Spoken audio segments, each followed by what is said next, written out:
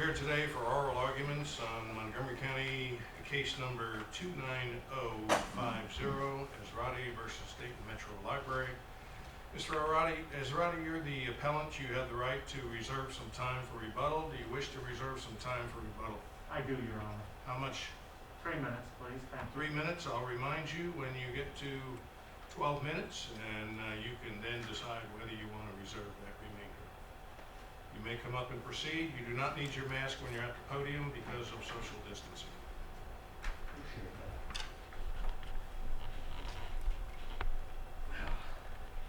Let's see.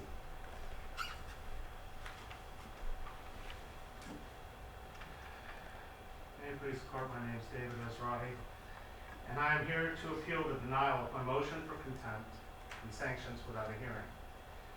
I want in common pleas court. Usually, plaintiffs who win don't appeal a case. Usually it means justice works. In this case, justice wasn't done.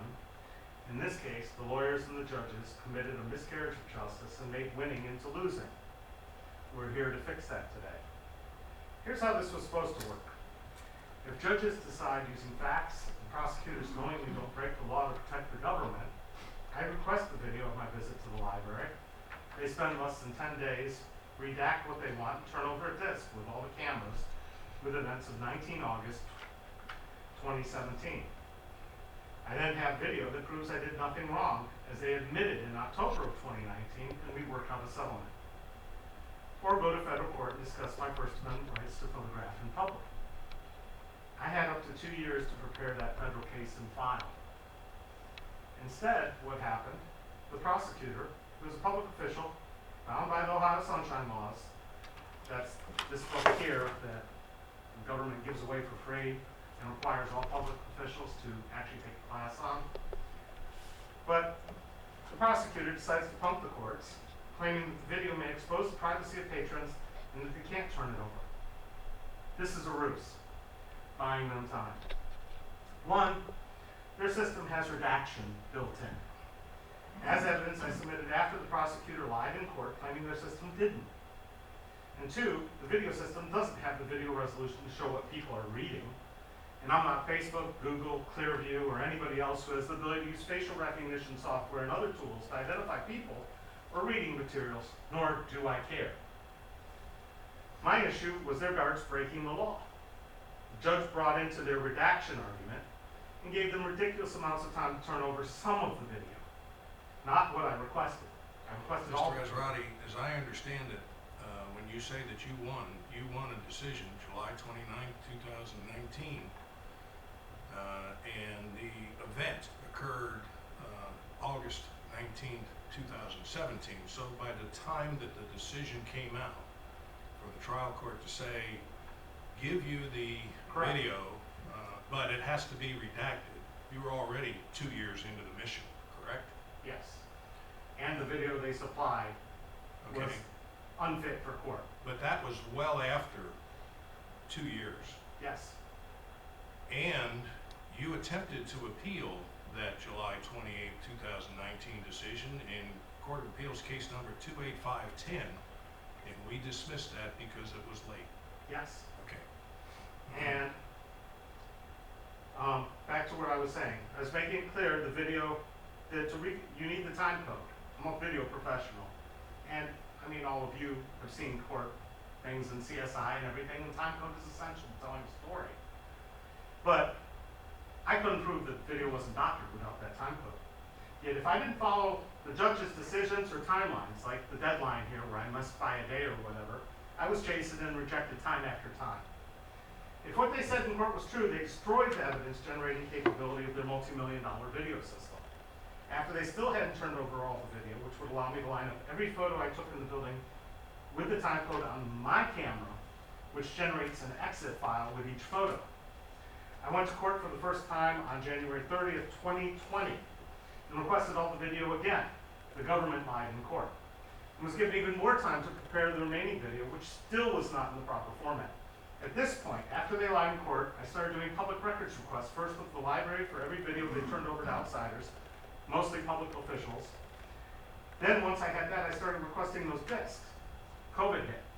Public records requests weren't being responded to. Time limits went out the window. In August of 2020, the Dayton Police Department, after a second prodding, finally turned over a disk. It was the way they always turned these over to anyone, according to a source who serendipitously made herself known to me, the former video chief for the library. Besides showing the system has redaction capabilities and timecode, as evidenced by the second disk I turned over to the court with the evidence disk, I turned in an affidavit from the video person who was prepared to say that library purposefully did not do what they always do because evidence was damning. I also found out that one of my best friends works for the company that services the software. He laughed while watching my video of the prosecutor as he lied in court about the system capabilities. So it turned about being fair play. I didn't give the prosecutor, my opponent in this case, the video as is normal procedure in a court case. Why? Because they didn't give it to me when I requested it. What's good for me is good for them, but yet they protested. They even made assumptions in the file. This is a court of law, not a place to make assumptions. The court then cried out that I had missed the deadlines and penalized me. However, the library has never met deadlines since I still don't have the video in proper format, or was it given in any kind of timely manner. Then I was supposed to file a transcript done by a court reporter. I turned one in that I did. Sort of like turning in a video without timecode the way they did. Mr. Esrati, that Hold issue, no, don't tell me to hold up. I'm sorry, Your Honor. Now, Yes. the issue of the transcript, that has to do with this court, not with the lower court. Why don't we concentrate on what the lower court did or didn't do that you find erroneous? Sure.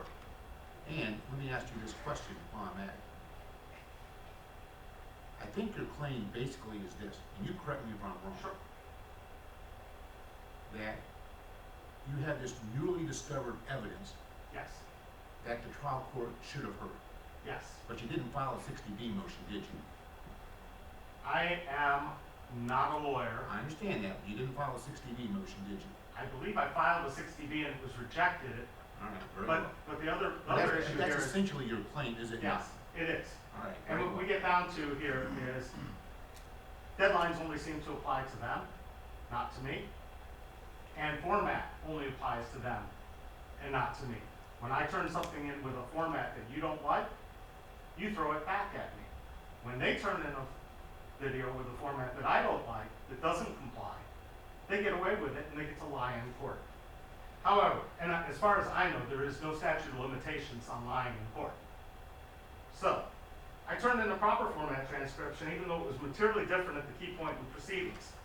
That the transcripts don't match is why video formats need to match too. This is yet another travesty caused by a court system more concerned with the letter of the law and keeping lawyers in jobs than doing what the Sunshine Laws of the state of Ohio say. Often in this 250-page work of complete fiction, it calls on the courts and the government to always err in the direction of openness. And here we are. The question is, are you going to allow these bad actors, these lawyers who are supposed to work for the people, lie in court and work against the public they are sworn to serve? Are you going to allow this quasi-public agency, the library, get away with taking away First Amendment rights, hide behind lies, and unlimited resources to break the law and set bad precedent for open records laws? Or are we going to go back to court to hear the evidence and decide what should or shouldn't have happened, and if Mr. Peterson should be penalized for lying in court? Today is October 5th, 2021. It is now 1,509 days since I requested the tapes, and I still don't have them. If there was no cap of 10 days, the library would owe me $150,900, and my legal fees. Mr. Peterson would be censored. Mr. Cambridge would have been unemployed instead of retired, and justice would have been done. My request is to reverse the decision of the trial court denying the motion and order an evidentiary hearing. Thank you very much. Mr. Esrati, before you leave the podium, you still have a little bit of time left on your 12 minutes. But the trial court decided that you were not entitled to attorney's fees by July 29, 2019. You appealed that case, but you were late. So if you were able to challenge anything about attorney's fees now, it would only be for the time after that and not for the time before that. And you didn't have an attorney when you appealed after that? You know why I didn't have an attorney? Because this took 2 years. I'm not concerned with why you didn't have an attorney, but you can't get attorney fees representing yourself. I am well aware of that these are set up to benefit the legal profession and not the public. That's okay with me, honestly. But the reality is we set horrible precedent here if we allow the library, quasi-public organizations paid for with our tax dollars, to use our tax money and use our prosecutors to defend them when they're breaking the law, and fight the public who isn't granted attorney's fees and isn't granted representation or help in this matter. What I'm saying though, Mr. Esrati, is your challenge is something that you, with regard to attorney's fees, whether or not you're entitled to them or how much, with regard to the Sunshine Law, that's a matter that you need to approach the legislature on and not us. And I understand that, and I don't really care at this point about attorney's fees, but I do care about having them lie in court, which is how they managed to get around this in the first place. Because had I had this video with timecode, all the video, and been able to properly prepare to file in federal court, it would have been a whole nother matter. I was fighting with one arm tied behind my back. They'd seen the video. They'd admitted that the video proved I did nothing wrong. Yet I still hadn't seen what I had to prove that. I didn't know what they could do to disprove it. That's a travesty. Thank you, Mr. Esrati. You've got 5 minutes remaining by my calculation. Thank you very much, Your Honor. Mr. Peterson?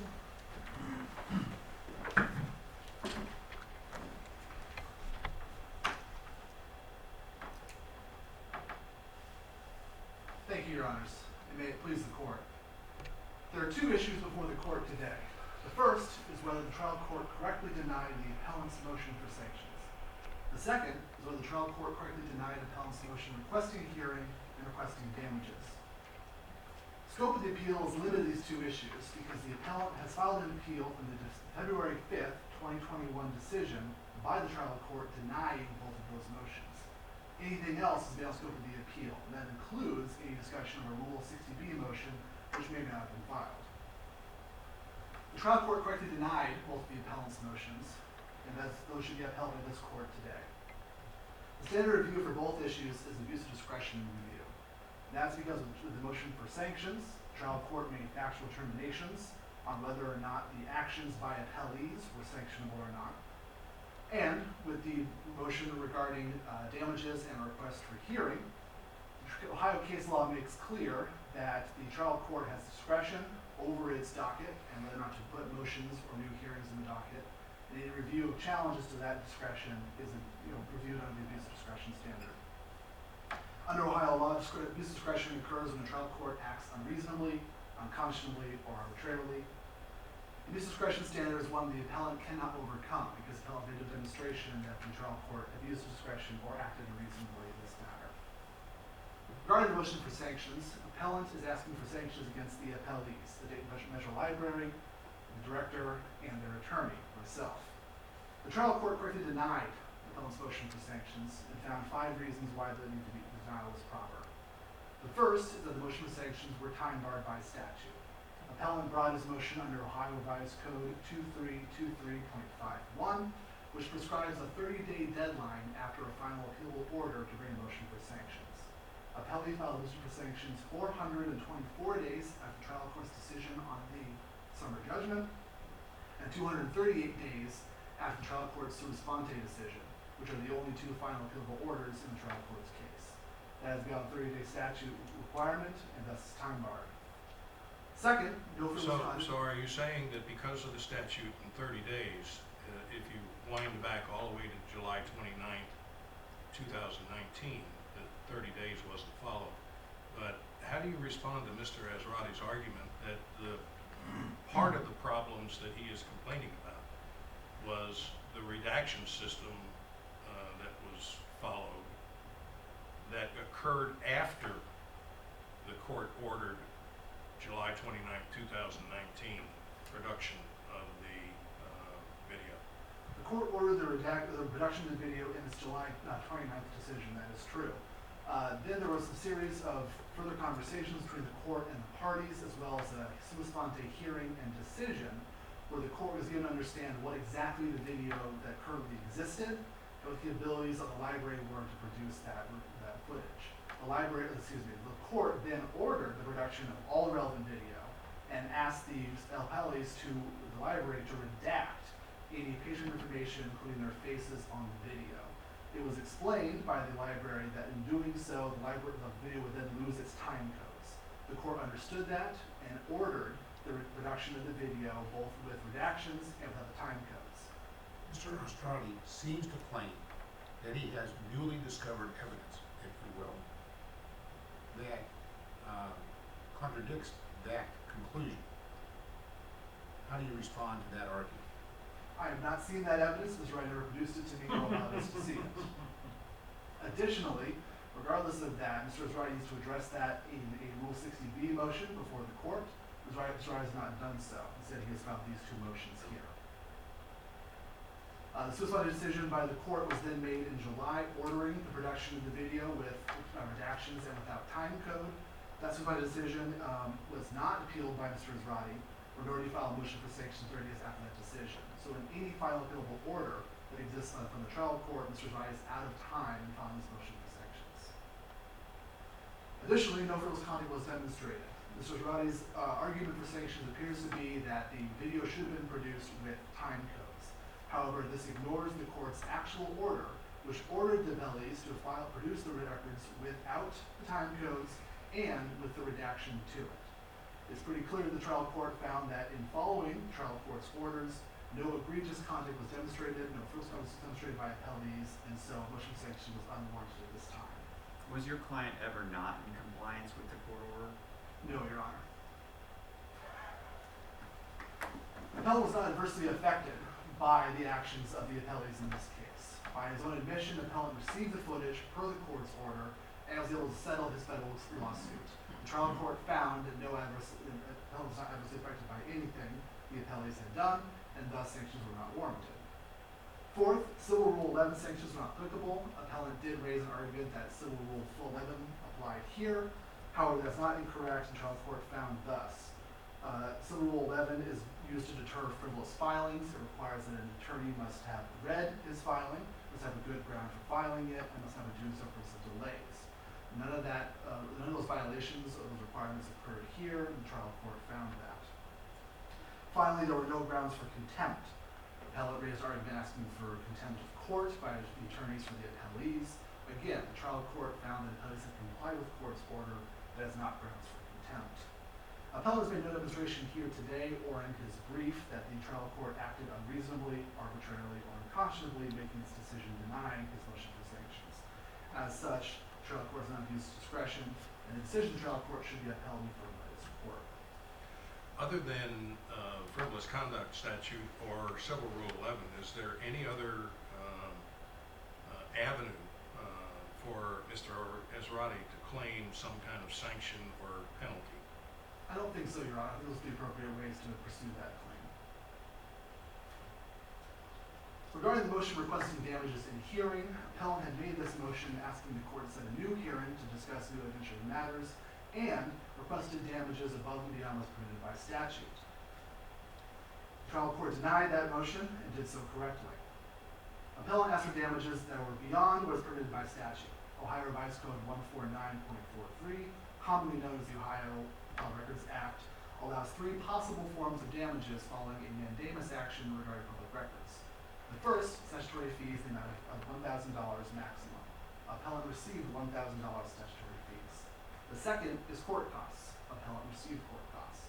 The third is attorney's fees upon a finding by the trial court that the public entity acted in bad faith in denying the public records request. Here, the trial court found that while the appellees were incorrect in their assertion of certain exemptions to the records, they did not do so in bad faith. As such, attorney's fees are not warranted. And Ohio case law is clear this decision is within the discretion of the trial court. In his motion requesting damages... Well, isn't the issue of damages really precluded by the fact that all of that occurred in the trial court's order that Mr. Esrati attempted to appeal but failed to do so timely? Yes, Your Honor. He simply raises it again in the second motion. Regarding the motion requesting for a hearing, it was improper during the case posture. This is an mandamus action upon public records.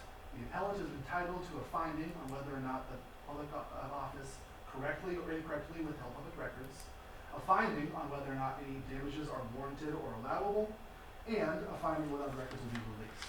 Appellant received a finding on all three of those factors. The mandamus action is then concluded.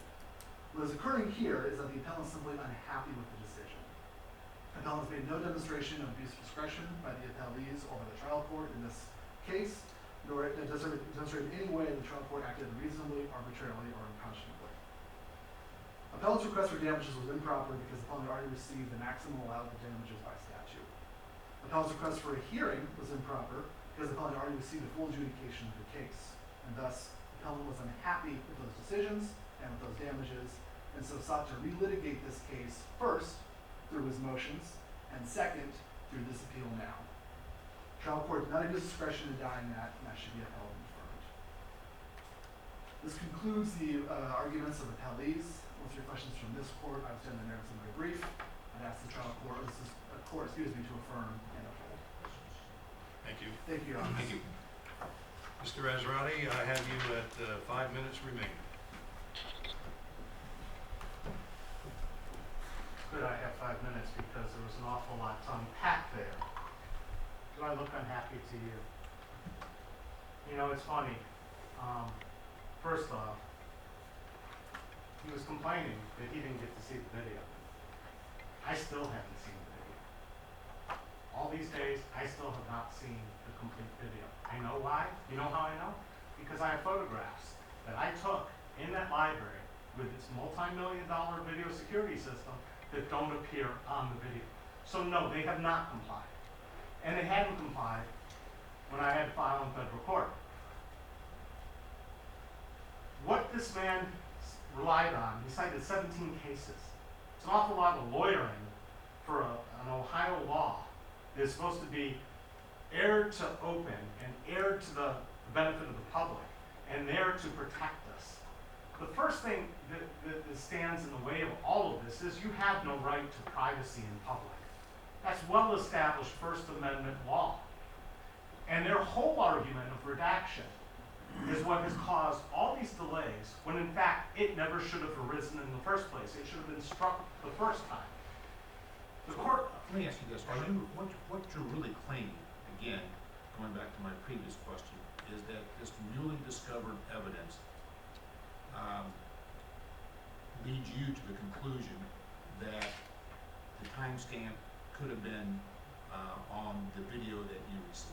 Absolutely. All right, that's number one. And number two, it's your claim, it seems, that if you had that information during your federal lawsuit, you could have leveraged that for a higher settlement. Absolutely. That's what you're claiming, correct? That's a big part of it. The That's other right. part is to protect other people in this Right. state But from from your having perspective, the prosecutor lie in court. right, but from your perspective, personally, Mhm. that's what you're claiming here. I am making those two claims, but I mean, the reality here is I am the only person that has not seen this video in its entirety. Okay, or had access to it. He's had access to it, he's had access to it, you could have had access to it, the judges had access to it. I haven't been granted access. So no, the time limits. You have had the video in a redacted form, though, without the time codes. Again, I have pictures I took inside the library where I cannot see me in the video taking those pictures. So therefore, But you have had the video, the surveillance video, from the library in a redacted form without the time codes. I understand you're not happy with that, but Okay. you have that video.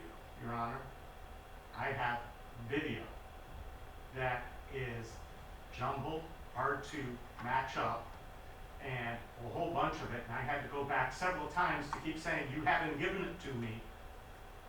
And they kept, because my request was all the video. There's no legal definition of less than all. This man keeps saying, and you were saying that I had the video. No, I had to keep going back and going back, and by that standard, the clock should have started on the fines again each Mr. time. Esrati, let me go back though Yes. to the July 29, 2019 trial court decision. And that trial court decision said that patrons' faces can be and should be redacted. You appealed that, but you were late. Okay, let's talk about being late. By that point, we were already too late. I was late by 1 day. Doesn't matter, I was late.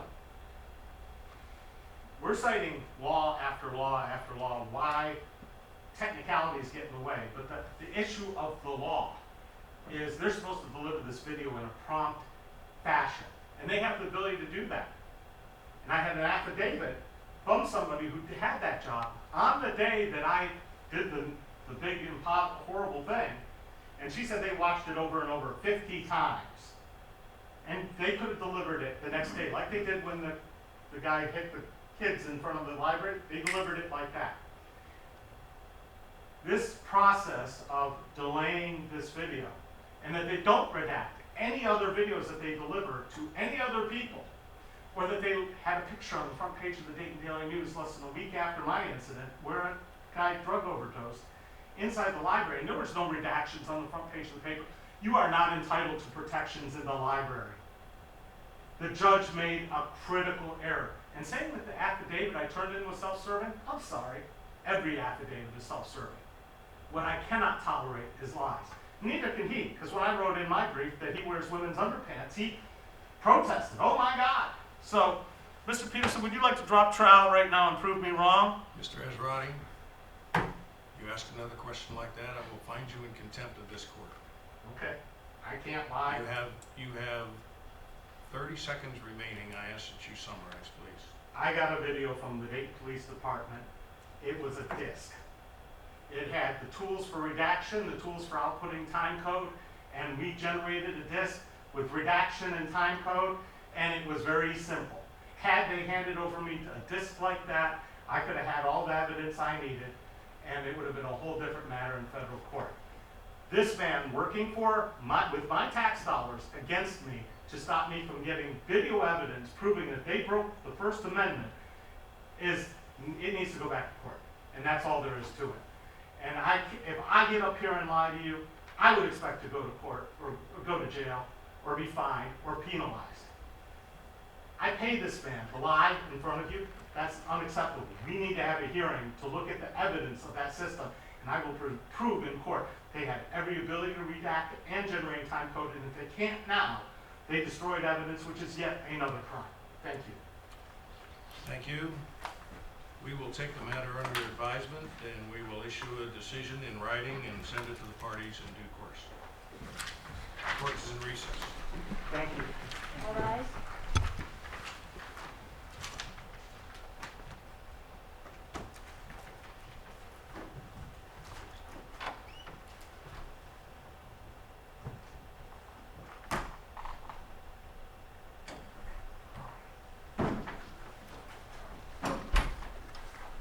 Mr. Trezak, nice to meet you. All right, thank you. That's fine. Welcome to Dayton. After you, sir, please. Thank you.